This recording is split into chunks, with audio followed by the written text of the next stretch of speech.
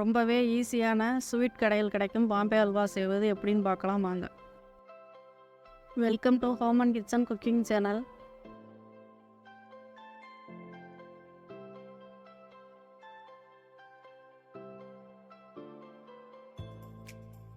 இந்த அல்வா செய்ய இந்த கப்பில் 1 கப் கார்ன்ஃப்ளவர் மாவு எடுத்துக்கோங்க.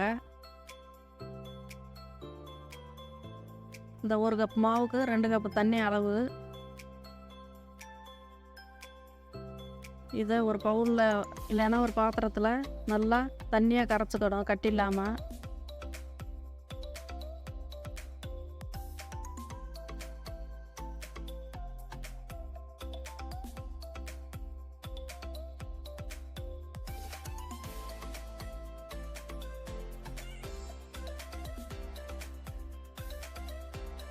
அந்த மாதிரி கரைச்சி எடுத்துக்கோங்க. இந்த அளவு தான் இருக்கணும். அதே கப்பில் சர்க்கரை எடுத்துக்கோங்க.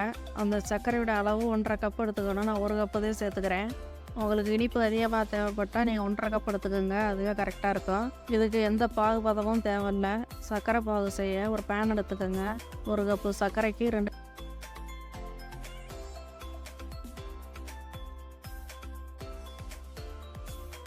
கப்பு தண்ணி எடுத்து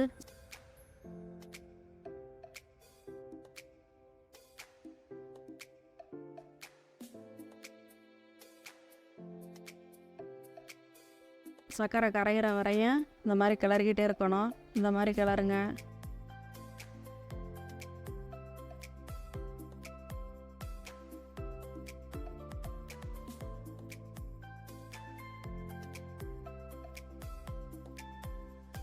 மைல்டாக தூள் சால்ட்டு கொஞ்சம் சேர்த்துக்காங்க, அப்போ தான் சுவை அதிகரிக்கும்.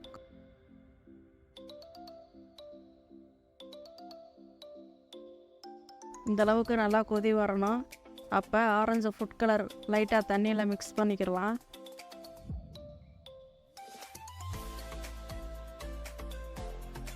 அதையும் இது கூட கலந்துக்கங்க.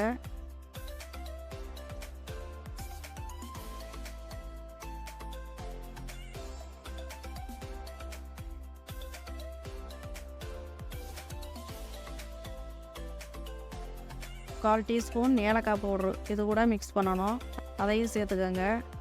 இந்த அளவுக்கு நல்லா கொதி வர்றப்ப இந்த கார்ன்ஃப்ளவர் மாவு நல்லா கரைச்சி எடுத்து வச்சுருக்க திரும்பவும் கரைச்சி இது கூட நல்லா மிக்ஸ் பண்ணணும். ஸ்டவ்வை லோ ஃப்ளேமில் வச்சு கொஞ்சம் கொஞ்சமாக ஊற்றி கிளறணும்.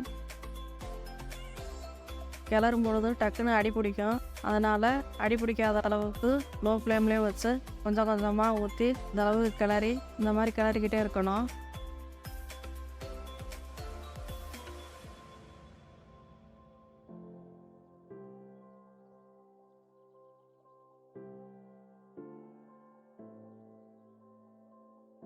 இந்த அளவுக்கு கெட்டியாக வர்றப்ப 2 ஸ்பூன் நெய் சேர்த்துக்கோங்க.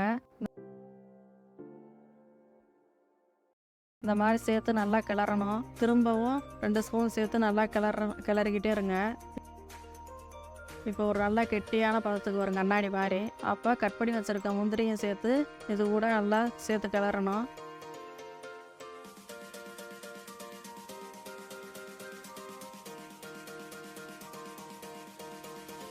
இப்போ பாத்திரத்தில் நல்லா ஒட்டாமல் இந்த நெய்யெல்லாம் பிரிஞ்சு வருது பாருங்கள். இந்த அளவுக்கு இப்படி இருக்கிறது தான் கரெக்டான பதம். இப்போ ஒரு ட்ரேலைன்னா ஒரு பாத்திரத்தில் மாற்றிக்கலாம். அதில் எண்ணெய் தடவி அதில் மாற்றிக்கிறேன். மாற்றி ஒரு 5 நிமிஷம் ஆகணும்.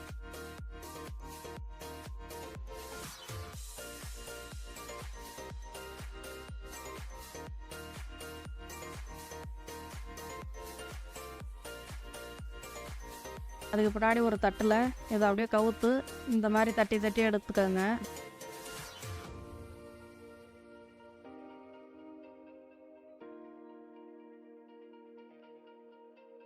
இப்போ இந்த அல்வாவை கட் பண்ணிக்கலாம். இந்த மாதிரி கட் பண்ணிக்கோங்க.